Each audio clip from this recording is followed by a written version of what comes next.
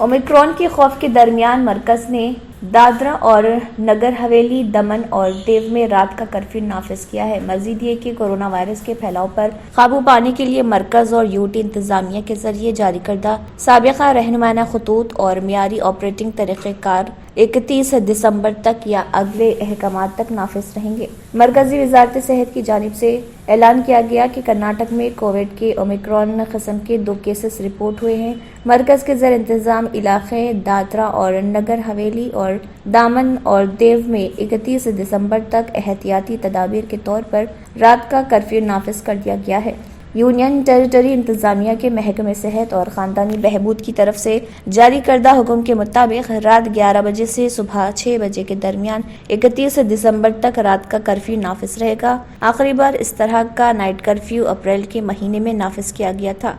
कोविड-19 की बेमिसाल दूसरी लहर के दौरान जिसने मुल्क भर में बड़े पैमाने पर तिब्बी बहरान पैदा कर दिया था, जिसकी वजह से मुतअद्दिद अमवात हुई, ताहम बाद में कर्फ्यू हटा दिया गया क्योंकि कोरोना वायरस के खिलाफ वैक्सीनेशन की तादाद में इजाफे के साथ केसेस की तादाद कम होना शुरू हो गई थी। फिलहाल पूरे यूटी में कोविड के 0 एक्टिव केसेस हैं।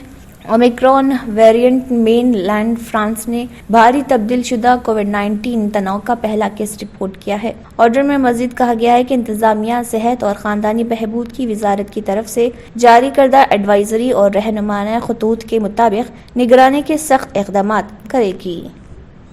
अगर आपने हमारे चैनल को अभी तक सब्सक्राइब नहीं किया है तो यहाँ पर रेड कलर का सब्सक्राइब बटन दिख रहा है, उसे क्लिक करें और हमारे चैनल को सब्सक्राइब कीजिए और साथ ही साथ बेल आइकन को भी क्लिक कीजिए, जिससे आपको ताज़ा अपडेट मिलती रहे।